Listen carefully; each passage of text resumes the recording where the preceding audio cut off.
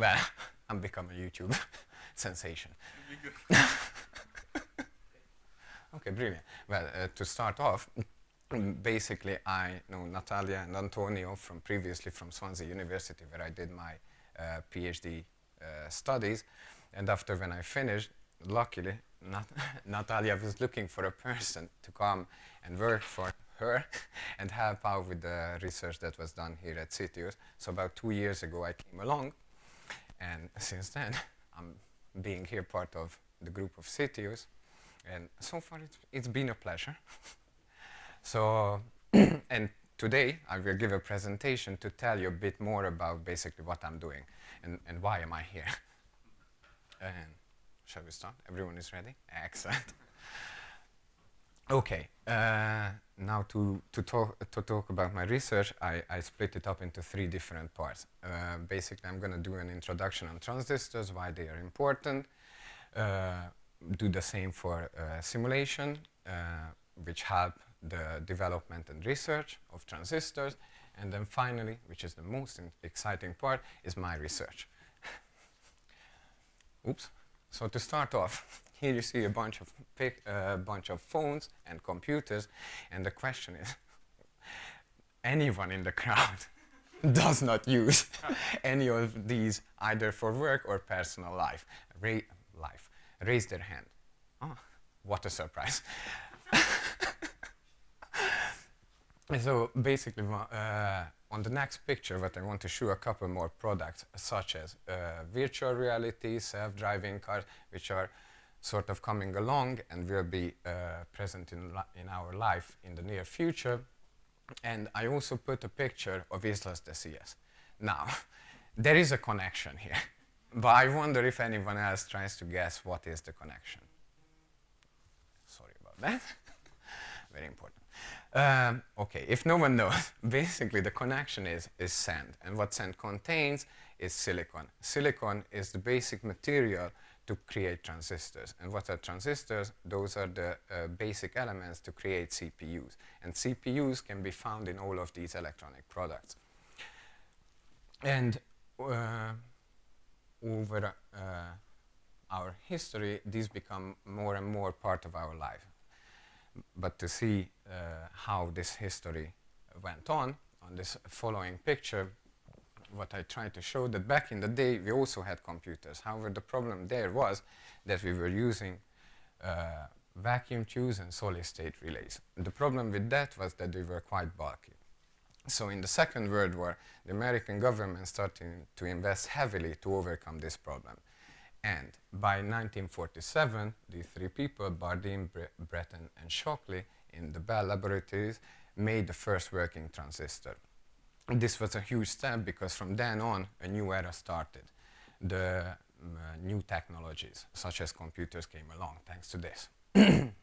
Another major point was, or major milestone that we had, it was in 1965, which is somewhere here along this line. That's when the co-founder of Intel, Gordon Moore, came up with a trend that how over the years we will increase the number of transistors on the same die every 18 months. What does that mean? What is a die? Is basically that's the processor unit, and on the same area we're going to increase the number of double the number of transistors every 18 months. What does this lead to is basically cheaper products, faster computation, and that will result in a larger availability for the public.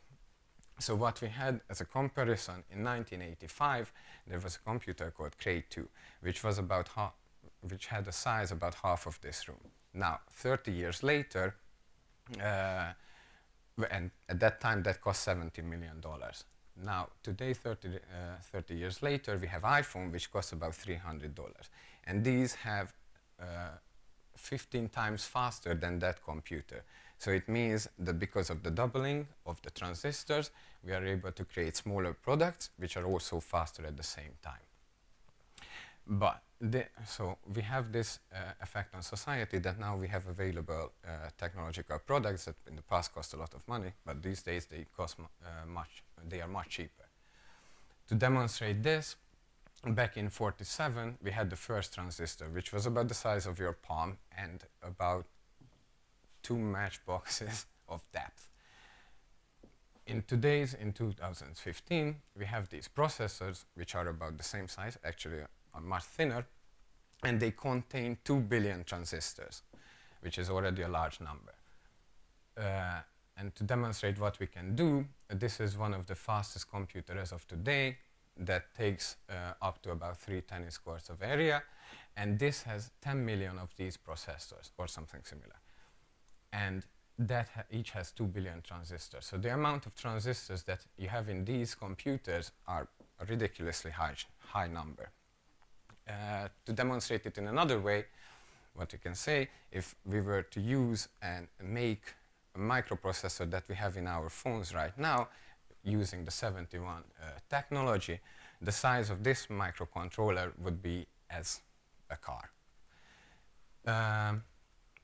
Beside this miniaturization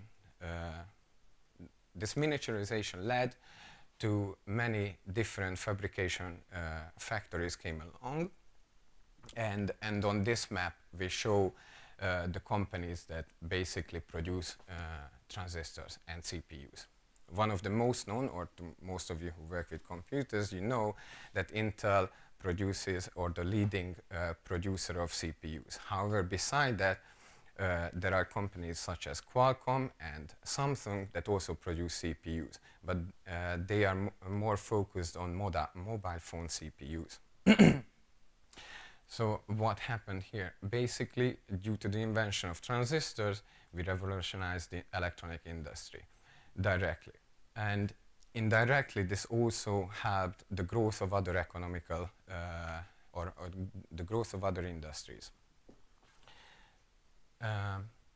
So the question is, so far, this invention helped the economical growth and also made our livings slightly easier. But what is a transistor and how it works? To explain that, the easiest way is through a water analogy. What you have in a transistor, you have this source, drain, and gate. And on this, we can picture it as a tank, as 2 baths or tanks that contain water, and you have the gate that controls how much water can flow from the source to the drain. Now what happens, we have a potential difference between the source and the gate, which basically will mean the elevation of the source with respect to the drain. Oh, sorry, that was the other way around.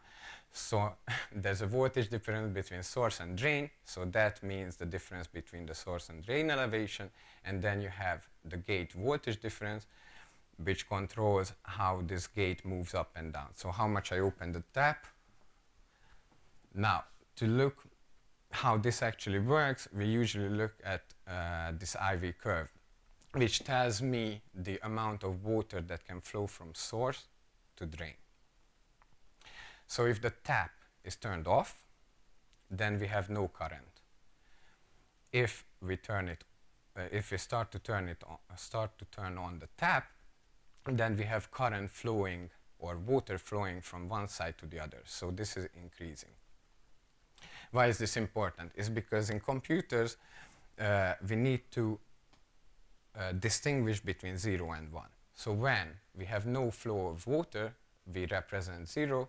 When we have the flow of water or flow of currents, then we represent 1. There are important figure of merits that we need to pay attention when we have a transistor. One is that we want this off current to be very low in order to have a longer battery life. Another one is the slope, and we want this as steep as possible because that relates to switching speed. So the steeper we have this slope, the faster our transistor and the faster our mobiles can do calculations. And then we have the on current. We want this as high as possible for 2 reasons. One, again, related to the power. So the higher this is, the less power it consumes when it works.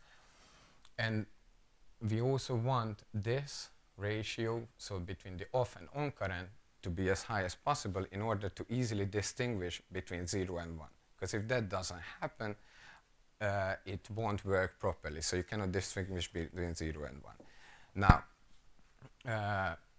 when we scale down these transistors, what happens that these values get deteriorated.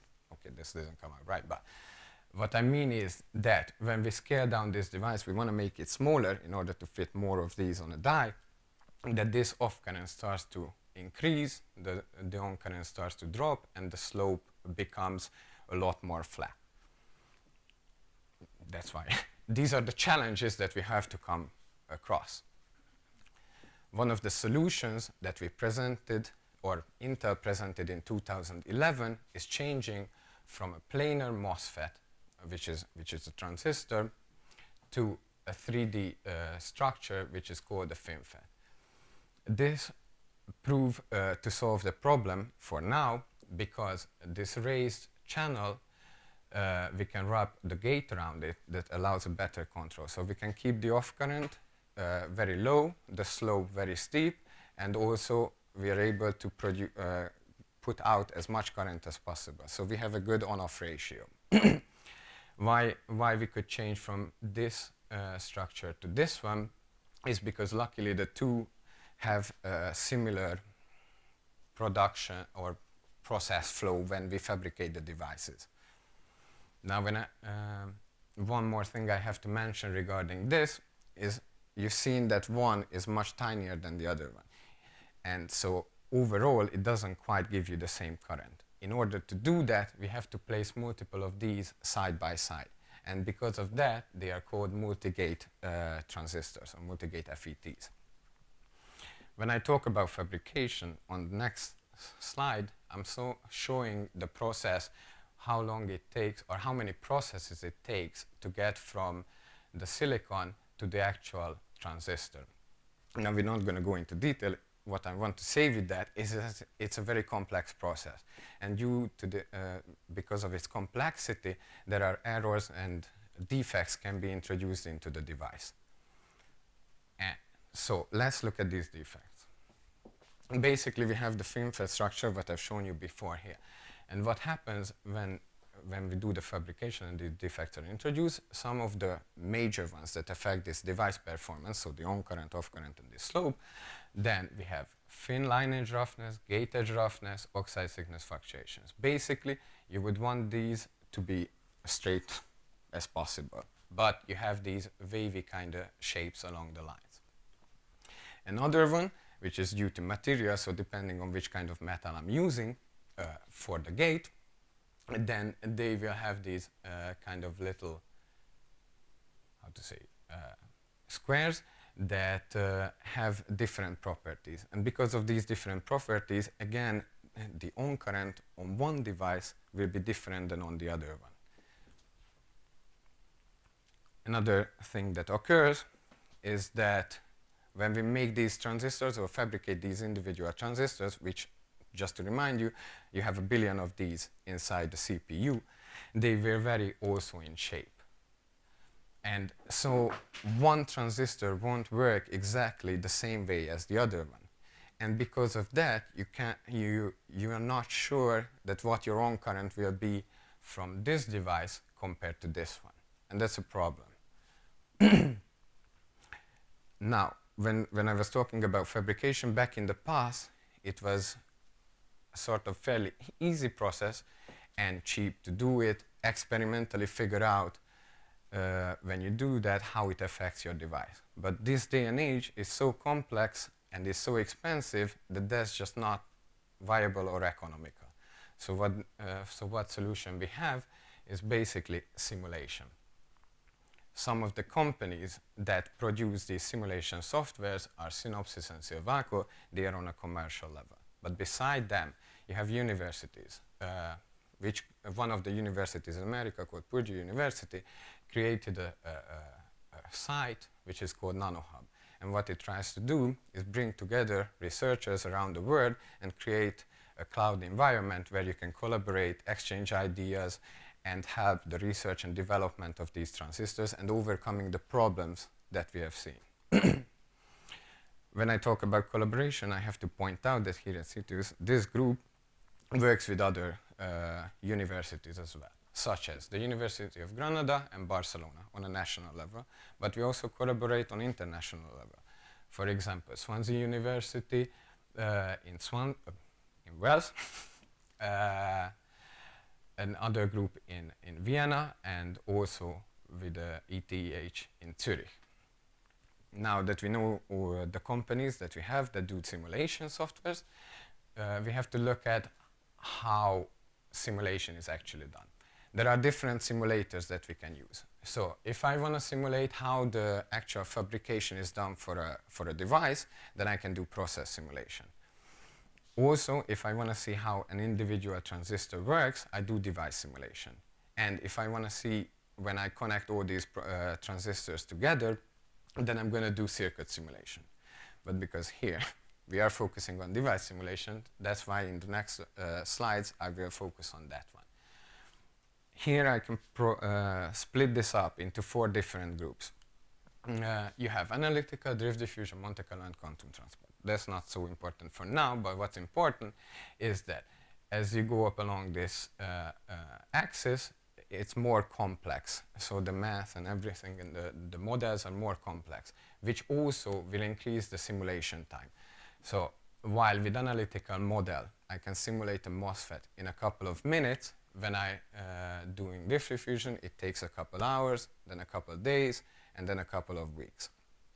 So why is this important? It's because if you look at this table, don't go into many of the details, but what it's trying to show is when I have a problem and I'm trying to find a solution, or for example, what's going to be the variability or how a certain device works, I have to choose the right model.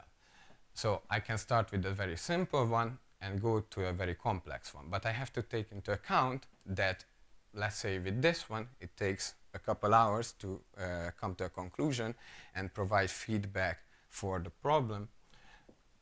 With this one, it might take weeks. So what are some of the factors that come into account? When we had bigger devices, 1D or 2D simulations was more than enough. But in this day, because we have nanoscaled transistors, we need to do 3D simulation. That will massively increase the time that we need to spend on each device simulation. Also, when you go down to this nano size, the physics change. One of the phenomena is called quantum transport, which needs to be accounted for. By doing that, I'm adding extra complexity to our simulator, which will increase time. And finally, also, the accuracy of the dimension of these devices need to be taken into account. That, again, increases time. Now, finally, we reached to the research that I'm doing here. But what am I exactly doing? Basically, I'm trying to predict the actual from virtual. So I'm trying to tell you, or trying to predict how a transistor will work if I change the shape, if I scale it down, so if I make it much smaller. Because it's hard, it's kind of hard to predict, or for me just to say it from my head, okay, this is what's going to happen, because I'm not, because the models and all these physics need to be solved computationally. I split it up into 2 parts. The development, which is just basically introducing what kind of models we are using to solve these problems. And then the production bit, which is on all the research that we used our software to do this research and give feedback to the industry or other academic research groups and try to resolve certain problems. Now, in this one, so how does the whole research start? Is generally we have an experimental device, right, that is available, so we know how its IV characteristics looks. And what we want, we take this device, we create it in our simulation, run the simulation, and compare our simulation results with the experimental one. If it matches, all is well, and then we do further studies. Now, we have a thing called drift diffusion model and Monte Carlo. The drift diffusion model is something that was developed here at CITIUS, and Monte Carlo, which was developed at Swansea University. So one of the ideas here that we merge the two codes and we can do much more studies, much more accurate studies. But to compare the two, what are the differences, why is one better than the other, or in which case we're using it, we will look at it more deeply. So for example, if I'm using Monte Carlo is a particle-based simulation, which means that I'm treating each electron or the electrons inside the device as particles. And that's why this looks, the electron distribution inside the device looks like this. In the other case, in the drift diffusion case, it's more like a continuous one. What that means that when I'm using Monte Carlo is that if I compare it with the experimental one, more like listen what I'm saying here is that when I'm comparing Monte Carlo with experimental results, I'm able to generate the same IV curve without any kind of calibration. But if I look at drift diffusion, because I didn't do any calibration, I'm not able to measure the curve. Now what calibration means is that you have certain numbers that you can put into your model, and with that you can adjust this curve to match with the experimental. So why not just use Monte Carlo? Well, the problem is that with Monte Carlo, even though I can get it right here, when we come to this off region, it kind of fails because it becomes very noisy. This is something related to this model. But in this case, I could use drift diffusion, even though I need to use fitting parameters, is still more reliable than the Monte Carlo. So what we should take away from this one, when I'm trying to simulate this part, I can use Monte Carlo. When I want to simulate the off part, I need to use drift diffusion.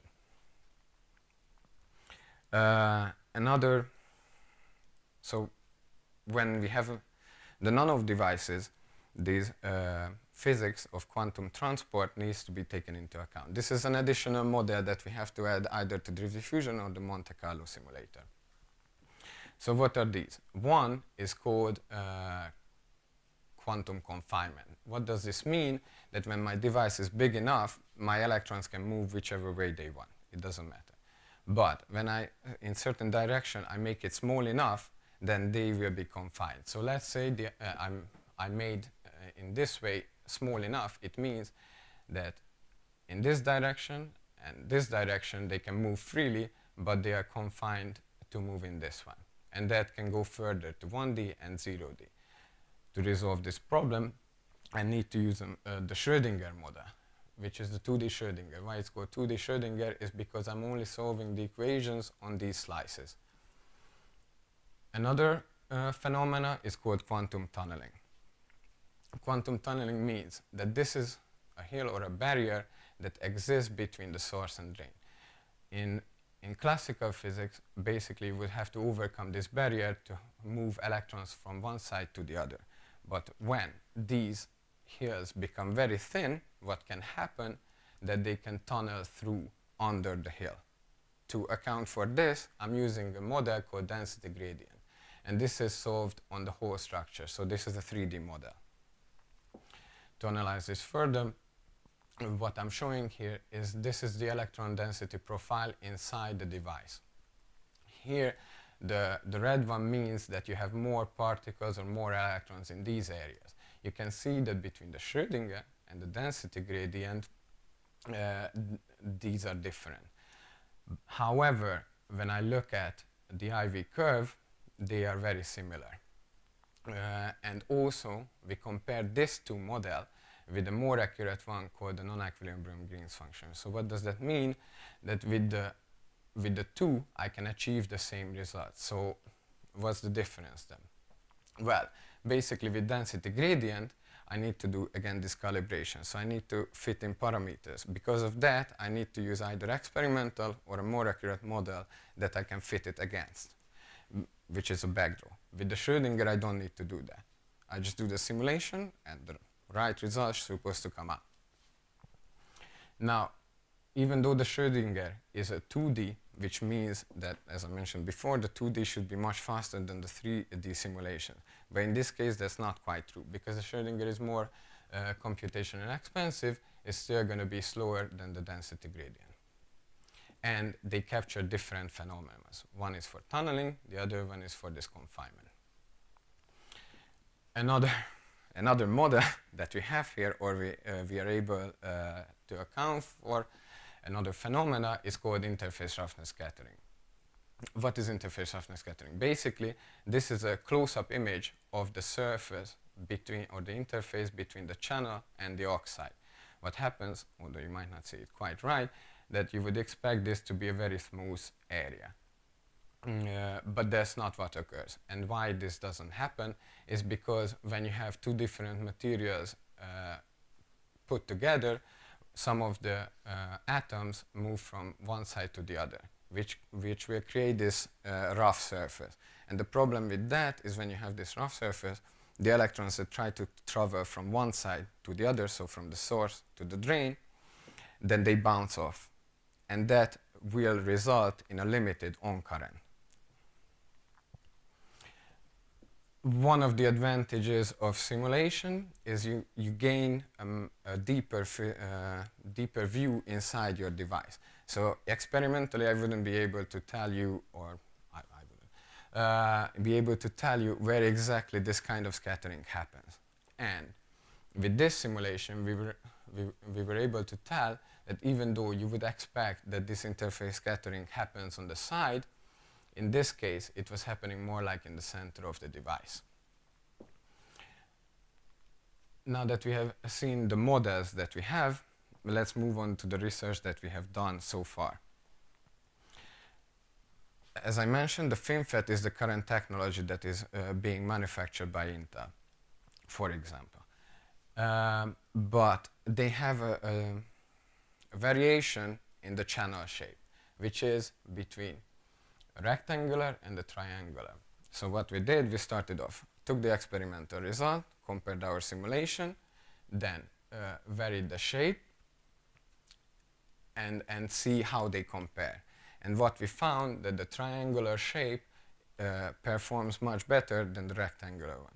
So what I'm trying to say here is that by doing this study, we give them a feedback that if they are able to produce this kind of shape, they have a better transistor than when they do this kind of shape. We also showed that inside the device, this is the electron density again, the red bit shows that you have more electrons there, which means that you have the channel in this area, so that between the three different shapes, the channels form in a different part of the device, which is important for other researchers for further designing these devices. Now, in that study, we looked at how the current technology works. But in the future, when this technology fails, and it will, because of the miniaturization, we need other options. And some of these are called the future technology. In this case, people suggest that it's going to be the nanowire.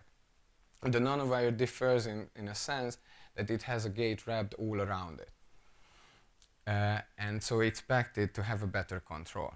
So once we run the simulations on these devices, we create this table and compare in which areas one is better than the other one. Now, FinFET generally costs less to fabricate because it's already worked out how to do the fabrication. But with gate-all-around nanowire, this will be more complex, so it will cost more.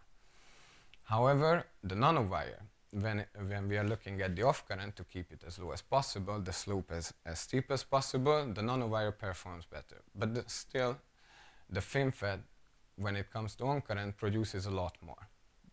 And finally, when I'm investigating the on-off ratio, found that the nanowire is better. So overall, we can say that when we have an ideal device, that the future technology is better than the current one.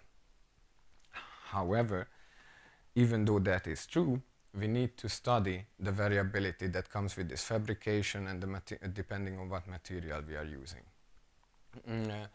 So some of that we studied is called the line edge roughness. the meta-grain granularity. And we studied that both for the current one and the future technology. We can also do gate edge roughness and random dopants, but I'm not going to go in detail on that one. So when we do these variability studies, it's a statistical one, so we have to create many of these different devices that have the waviness changing from one to the other, which means one profile has a certain waviness, the other one it varies a bit. And we need about 300 of these in order to make up a good estimation on how much they vary. What variation means is that the off current, even though you would expect one of those lines that we've seen before, they will change on such a scale. So the off current can be either here or here. And the same for the on current. In order to help other researchers and developers, we plot other figures, such as these ones, that they can draw conclusions from how these devices work. Then we have again, this table that helps to evaluate which device is better compared to the other one. In this case, we found that the FinFET seems to be much more resilient to these variabilities, means that this happens on a much smaller scale than for the nanowire in both the subthreshold region, so in this region, and the on region. However, it seems that the nanowire is better when it comes to resilience against this meta-grain granularity. What it means that even though nanowire seems to be a better contender for future nanotechnology, we have to make sure that during the fabrication and when choosing the material properties, we eliminate these variabilities as much as possible, as their performance will be degraded very much so. Now, so far we looked at the results that I have, but I haven't talked about the computational time that we need to spend in order to come to these conclusions. So what happens? We choose the devices. We have a certain amount of devices. For each of them, we need to choose these kind of variability sources. So you have layer, MGG, whatever. And then each of them, we need to run about 300 simulations. In this case, if I'm using drift diffusion simulation for that off region, then it would, and run it on one processor, then it would take me about 54,000 hours. Probably by that time I would be retired. And with Monte Carlo simulation, because it's a much more complex simulator, I need about 520 hours, which these on one processor. But luckily, these days I'm not running it on one, but I'm running it on many different processors. Here at Citius, I have available about 300. So it means I can run 300 simulations at the same time. So basically, from these crazy hours, I come to about 4 weeks and 31 weeks. Still a lot of time, but you know, it's something that's viable, that I can do while I'm here. Now, let's finish off. Basically, I need, what I'd like you is take away 3 ideas. Transistors are amazing, and they have changed our life. You have those mobiles that help you connect with your friends and all that kind of thing. But because if we want to keep on track with this advancing in this area, we need to solve certain problems. For that, we have simulations, simulation softwares that we can use. And finally, here at Citius, that's what we are doing. Basically, we are developing a simulation software that helps to guide and overcome these kind of problems that they are facing during the manufacturing of transistors. So I suppose with this, I conclude, and if you have any questions, then it's time to ask. Okay, thank you, Daniel.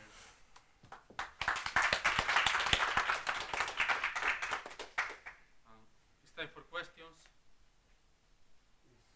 If somebody wants to ask something, there is not any doubt. Okay. Okay, I have to Turn on the microphone. Okay. One question, because you were explaining, okay, it's a very general one, but talking about nanowires, when do you think they will start to produce, which will be, which is the improvement in performance? Yeah, the improvement in performance that do you think it How far they can go get? with this? Well, that's a good question. Right now, since 2011, which was called whatever, 22 nanometer technology node. Now in 2018, we are at 14 nanometer or 10 nanometer, depending on which company you like. Okay. And they are still able to use this. How far it can go? Well, the thing is, back in the past, they always said, okay, this is where it's going to fail, this is where it's going to fail. But then they always come up with some ideas how to overcome that. So what I feel is that with FinFET as well, what's going to happen, even though it might have some problems, they will try to push it as far as possible. Yeah. How long that is? Maybe another 2 or 3 generations, but generally what they say, my guess would be maybe about 3, 4 more generations, probably, that they can do before they need to change. But whether nanowire will be the one that they change to, that's hard to tell, because there are many other, well, not just different shapes, but also different materials they can use. It's a lot of factors. And generally they are able to push further than people tend to think at the time. Okay. So it's a lot more left. Okay. Even but then it's possible that, okay, this change of to nanowires, it couldn't happen, or... the thing is, it might be not nanowire that will be the next step. Because there are research going into different possibilities that they could use instead of that. Plus also, I mean, we are using silicon because it's very cheap and it's available, but there are other materials that they could use. So it might be that instead of changing to a different architecture, they would just change the material that we use, if they can make it cheap enough. Because the thing with this, I mean, we could make faster devices, that's not the problem. The problem is the cost. Yeah. So you just want to keep it as low as possible. Okay. If that answers. Okay, I think so. Is there any other question? Then, okay, I think I can finish the talk. Thank you again, Danny. Thank you very much. And thank you for presenting your work to us. Thank you.